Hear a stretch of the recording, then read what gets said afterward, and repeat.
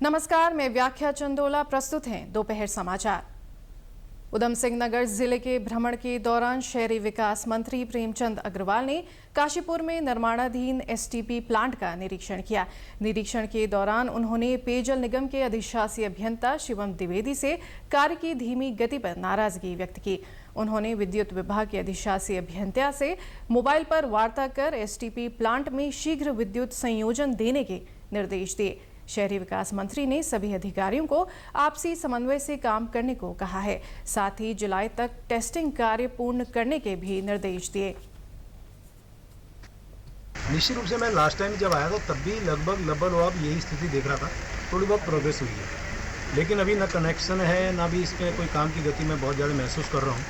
आज मैंने इनको हिदायत दी है, एक्शन जो इलेक्ट्रिसिटी के उनसे भी कहा है, कब इन्होंने अप्लाई किया, कब इन्होंने पैसे जमा किए और कब तक वो यहाँ पे कनेक्शन दे रहे हैं, ताकि ये काम आगे बढ़ता हुआ दिखाई दे। और इन्होंने जैसे कहा कि जुलाई में इसकी टेस्टिंग करेंगे, तो आज जून लगभग ख़त्म होने को 24 तारीख हो रही है। मैं महसूस कर रहा हूँ कि यदि ये अपनी बात पे भी एडमेंट रहें या उस पर बात पे कायम रहें, तो जुलाई में यदि इसका टेस्टिंग कर लेंगे तो निश्चित रूप से काम फिर आगे बढ़ेगा।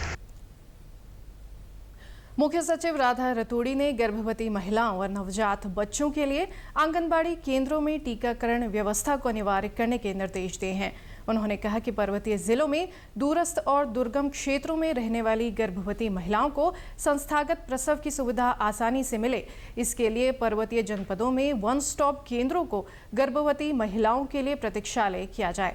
मुख्य सचिव ने गर्भवती महिलाओं के लिए प्रसव पूर्व जांच की अनिवार्य व्यवस्था के निर्देश देते हुए कहा कि हरिद्वार जैसे उच्च मातृ मृत्यु दर और शिशु मृत्यु दर वाले जिलों में ग्राम व ब्लॉक स्तर पर कैंप लगाकर गर्भवती महिलाओं को एएनसी जांच की सुविधा उपलब्ध कराई जाए। बैठक के दौरान उन्होंने लैंगिक समानता, पोषण, जीरो हंगर, स्वास्थ्य जैसे इंडिकेटर की समीक्षा भी की। मुख्य सचिव राधा रतूड़ी ने जाली प्रमाण पत्रों के मामलों में कड़ा रुख अपनाया है। उन्होंने अधिकारियों को ऐसे मामलों में सख्त कार्रवाई के निर्देश दिए हैं। उन्होंने प्रमाण पत्र बनाने की प्रक्रिया को भी आसान बनाने के निर्देश दिए, ताकि आमजन को प्रमाण पत्र के लिए इधर उधर न भटकना पड़े। मुख्य सचिव ने अधिकारियों को हिदायत दी कि जन्म मृत्यु प्रमाण पत्र भारत सरकार और राज्य सरकार की विभिन्न योजनाओं का लाभ पाने के लिए एक महत्वपूर्ण दस्तावेज है, जिसे प्राप्त करने के लिए कभी कभी परिवार जालसाजों के झांसे में आकर मोटी धनराशि के बदले जाली प्रमाण पत्र प्राप्त कर लेते हैं, जिससे बाद में उन्हें कठिनाई का सामना करना पड़ता है। उन्होंने अधिकारियों को निर्देश दिए हैं कि आम लोगों को इस संबंध में जागरूक किया जाए, जिससे लोगों में जागरूकता आए और वे जालसाजों से बच सकें। उत्तराखंड राज्य आपदा प्रबंधन प्राधिकरण मानसून के दौरान किसी भी आपदा से प्रभावी तरीके से निपटने की तैयारियों में जुट गया है। प्राधिकरण ने विभिन्न विभागों के नोडल अधिकारियों, जिला आपदा प्रबंधन अधिकारियों और विभिन्न रेखीय विभागों के लिए इंसिडेंट रिस्पांस सिस्टम IRS का प्रशिक्षण दिया। इस दौरान राष्ट्रीय आपदा प्रबंधन संस्थान NIDM के प्रोफेसर शेखर चतुर्वेदी ने अधिकारियों को वर्चुअली संबोधित किया। उन्होंने आपदा के समय IRS के महत्व और उपयोगिता के बारे में बताया। उन्होंने कहा कि IRS एक ऐसी एकीकृत व्यवस्था है जिसके माध्यम से आपदा के समय राहत और बचाव कार्यों को बेहतर तरीके से संचालित करने में मदद मिलती है। उन्होंने कहा कि सभी विभागों की भूमिका भी स्पष्ट है, इसलिए आपदा के समय बहुत बेहतर तरीके से उपलब्ध संसाधनों का प्रबंधन किया जा सकता है।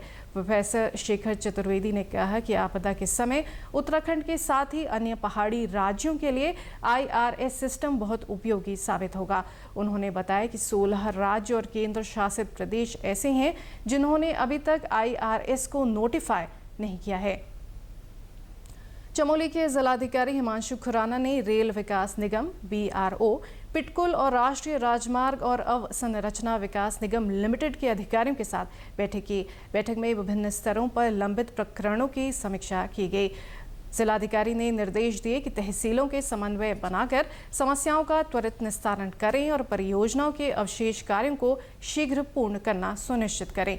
रेल विकास निगम को वन विभाग के सहयोग से रेलवे स्टेशन विस्तारीकरण के लिए प्रस्तावित गैर वन भूमि में शीघ्र पौधरोपण कराने के भी निर्देश दिए। उन्होंने विभिन्न परियोजनाओं के लिए भूमि अधिग्रहण के मामलों के निपटारे के लिए उप जिलाधिकारी को संबंधित विभाग के साथ समन्वय कर समाधान करने को कहा।